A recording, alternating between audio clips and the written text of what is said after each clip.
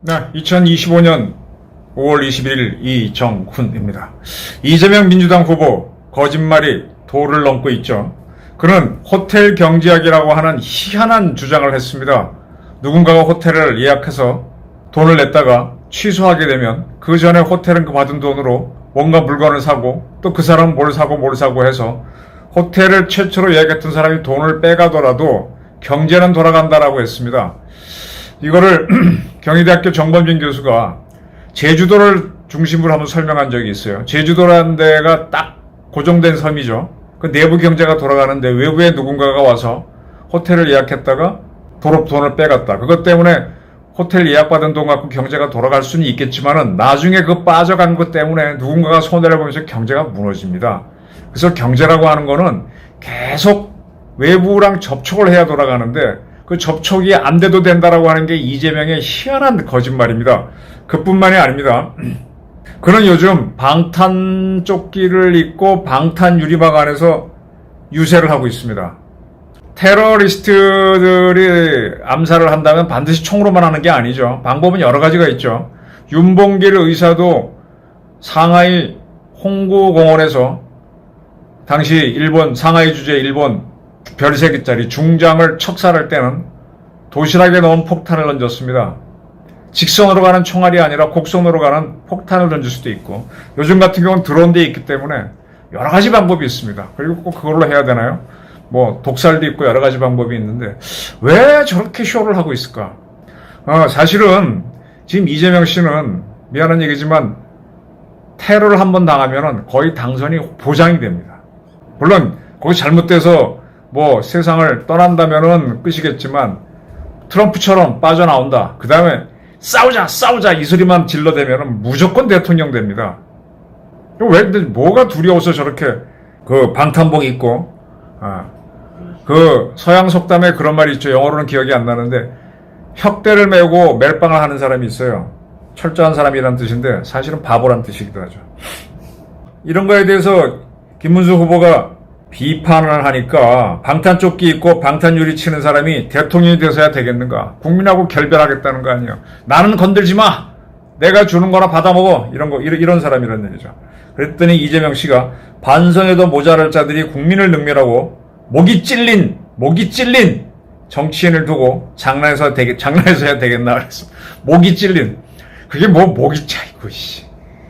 아니 트럼프는 M16 총을 귓볼에 맞고도 바로 그날 반창고 하나 붙이고 나와서 바로 연설하던데 그거 살짝 긁힌 거 가지고 그렇게 헬기 타고 날아가고 서울예병원 쫓아가고 그 생쇼를 하는 야 이러니까 이재명은 깜이 아닌 겁니다.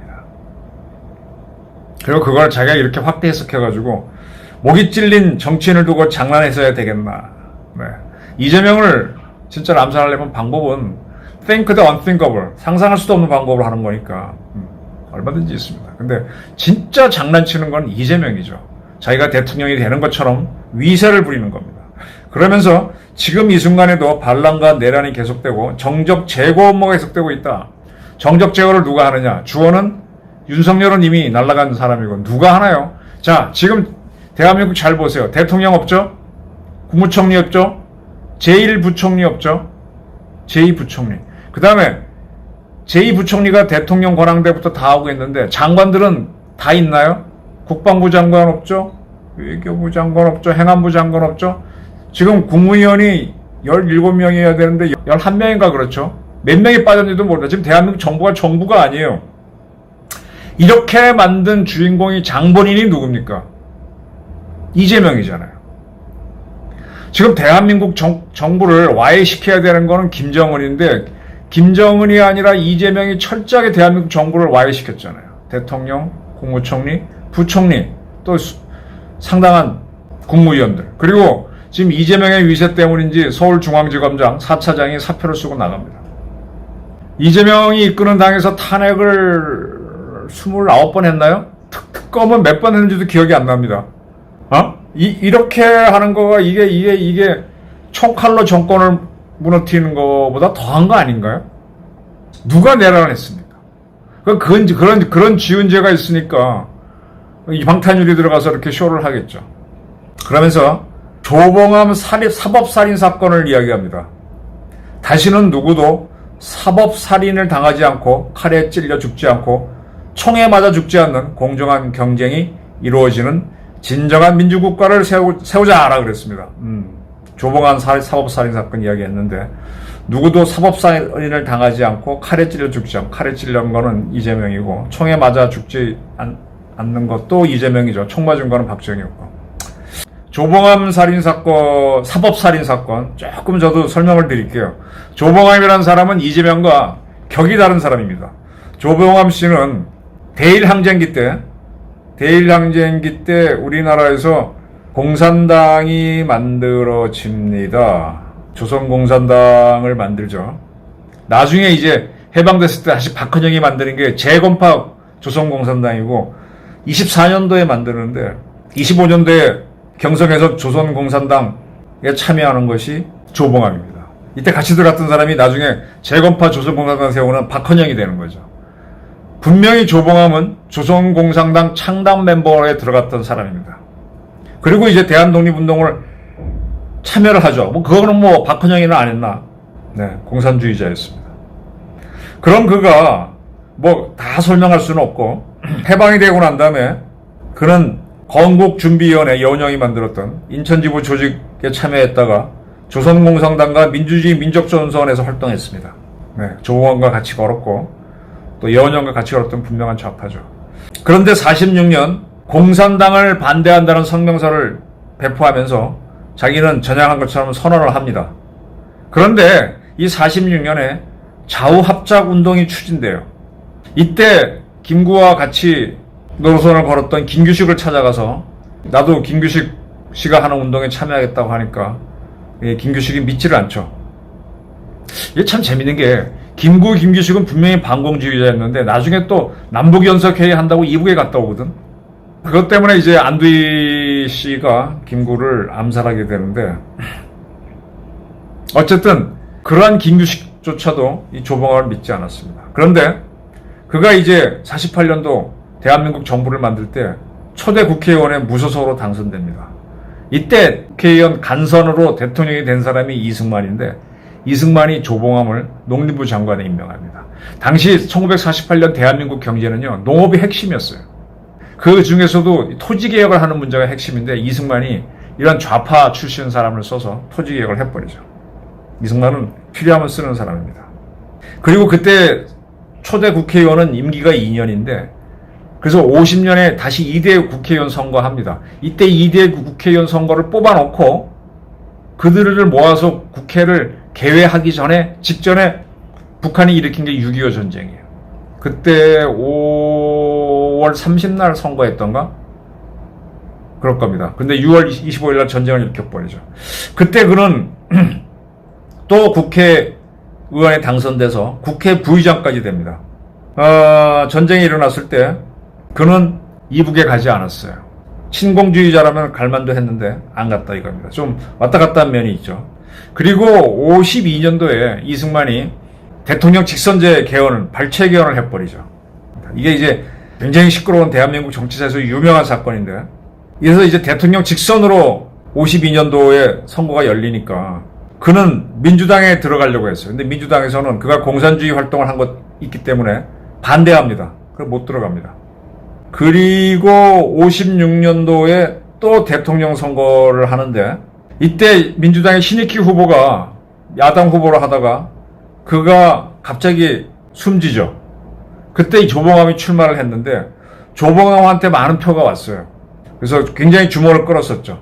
그래서 조봉암 그러다가 그 선거에서 떨어지고 난 다음에 그가 진보당을 만듭니다. 진보당이라는 게 참 애매한 정당이죠.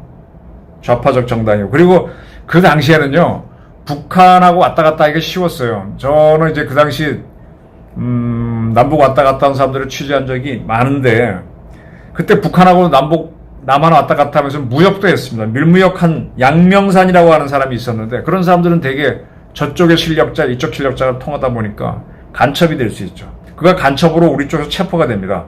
그러면서 이 조봉암과 관계가 있다라고 얘기해서 조봉암 씨가 여기서 한참 시끄럽다 징역 5년을 선고받습니다. 그러다가 진보당 사건이 어쩌고저쩌고 커지면서 이제 조봉암 씨가 몰리죠. 그래서 나중에는 59년도에 사형 선고를 받고 교수형을 받습니다. 이때 이게 명확한 간첩 혐의가 있어서 처벌한 거냐 마냐 이런 시비가 있어요. 그래서 조봉암에 대해서는 사법살인이다라고 하는데 그가 젊은 시절에 조선공산당 요원이었던 건 사실이고 그리고 해방정국에서도 그런 활동한 것도 있고 그 후에 본인은 벗어났다고 하지만 또 어느 정도 그쪽과 가까웠던 것도 사실이고 그런 것들이 쌓이다 보니까 나중에 이렇게 살인을 받게 되는 좀 억울한 면이 있죠. 이재명은요 본인이 뭐가 두렵겠습니까? 지금 쌍방울 게이트가 두려운 거예요. 이재명은 제가 봤을 때 저만큼도 사회주의 공부를 한 사람이 아니에요. 운동권 경력은 아예 없고 그냥 뜬금으로 듣고 그걸 리스펙트하는 얼치기 좌파예요.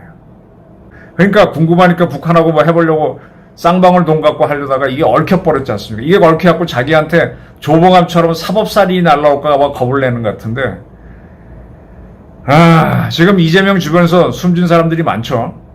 그리고 그가 지난번에 저 가덕도에서 당한 거는 왜 당했겠습니까? 그때 그 사람, 그 범죄인이 국민에게 드리는 글 했는데 그걸 윤석열 정권이 공개하지 않았죠. 공개했었어야 돼요.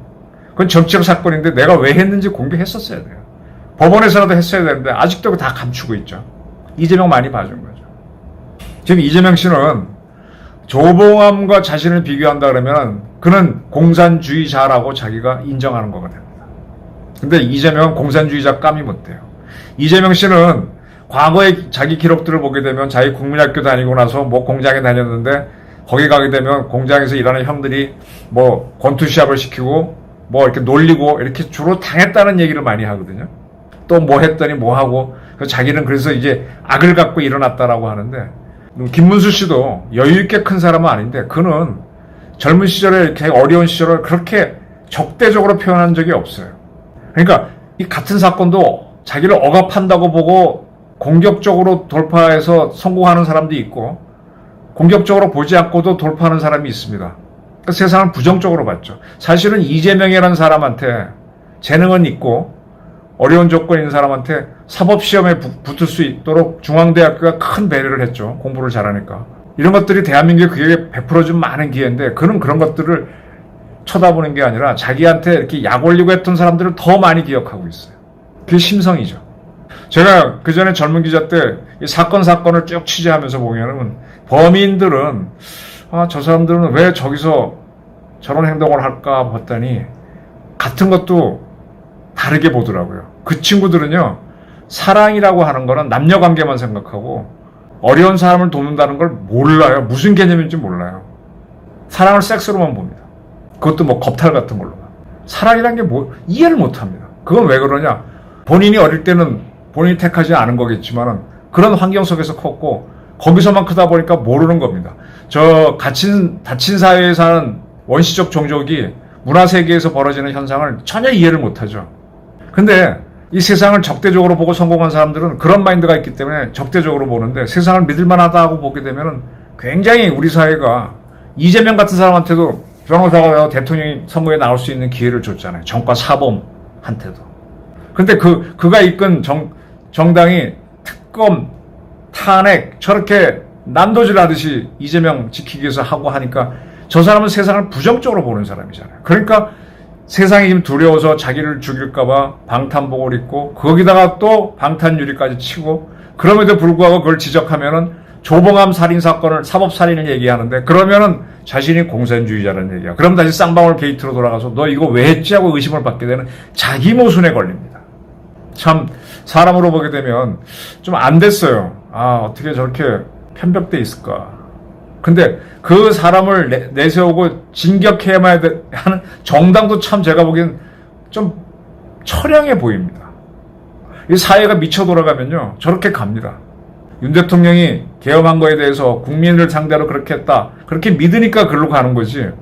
과연 국민한테 계엄을 한 건지 잘 보십시오. 우리 사회에는 항상 투덜이들이 있어요. 모든 걸 부정적으로 보려고 하는데 그는 남 탓을 하지만은 자세히 보면은 자기 DNA 탓일 수도 있어요. 우리 사회는 그렇게 엉터리가 아닙니다. 저는 제 자신만 봐도 저는 제가 가진 조건에 비해서 우리 사회가 많이 베풀어줬고 그 덕택에 이까지 왔다고 저는 보거든요. 물론 저도 속에는 꽁하는 마음이 있고 억울한 마음이 있지만 그래도 우리 사회 저는 대학 들어가서 배운 것도 많았고 사회에 나와서 기자하면서 배운 게 너무 많았습니다. 그 사회가 나한테 그런 걸 베풀어주기 전까지는 못한다고 야단을 칠 때 거기에 짓눌렸으면 저도 폭발을 했을 거예요. 근데 군대 가서도 보니까 하고 배우는 게 많았고 대학 오니까 엄청 배웠고 그렇게 긍정화되면서 사람이 발전하는 거지 거기서 지지 않으려고 막 해서 이겨가지고 내가 뚫고 나온 세력을 적대시하는 사람 사회를 바로 끌고 가지 못합니다. 그들은 혁명가가 아닙니다. 그런 사람들은 저런 식으로 두터운 방탄복을 입고 방탄유리 안에서 자기는 살아야 되겠다. 그리고 자기는 옳다고 외치는데 거기에 끌려가는 국민들이 많이 나올 수 있습니다. 그 대표적인 현상이 히틀러였습니다. 히틀러는 담배도 안 피우고 술도 거의 안 먹죠. 굉장히 인간적으로 착한 사람이에요. 근데 편벽돼 있죠. 거기에 독일 국민들이 끌려갔습니다. 그래서 독일이 패전하고 난 다음에 지금 독일 연방을 만들 때 독일 국민들 그때 독일의 엘리트들이 헌법을 걔네들은 기본법이라 그러지 을 만들면서 저항권을 집어넣었습니다. 이 미쳐 돌아갈 때 누군가 잘못 이끌 때 거기에 국민들이 저항을 해야지 저항하지 않고 끌려가다 보면은 나치처럼 된다. 그래서 저항권이 들어갑니다. 제가 지난번 윤석열 대통령이 계엄을 하고 이재명 정권이 너무 날릴 때 국민 저항권을 써야 된다는 말을 여러 차례 드렸고 그거 갖고 전 목사가 이끄는 쪽에서 국민 저항권 많이 떠들고 나왔는데 그래서 나왔던 겁니다. 지금 이재명 씨가 하는 행태를 자세히 보시면 조봉한 살인 사건을 이야기하면서 자신에 비유하는 거는 자기가 공산주의자라는 얘기고 공산주의라는 기록이 있었다는 사람인데 그는 종산주의자도 안 했고 운동권도 안 해봤습니다. 자기 출세만 위해 달리다가 나중에 인권 변호사인 척한 사람이지. 그리고 그는 중앙대학교에서 특대장 학상해가지고 그렇게 공부할 기회를 줬잖아요.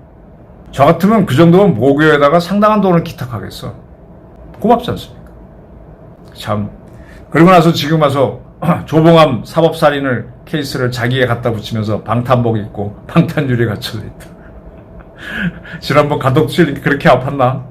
이렇게 두려움 많은 사람이 어떻게 대한민국을 이끌고 나갑니까? 박정희는 총을 맞고도 고함 안 지르고 옆으로 쓰러졌는데 그러니까 담대함이 있어야지. 앞으로 대한민국 이번 선거를 앞둔 대한민국에서의 구호는 겁쟁이는 가라. 이재명은 진짜 겁쟁입니다. 저희 의견입니다. 감사합니다.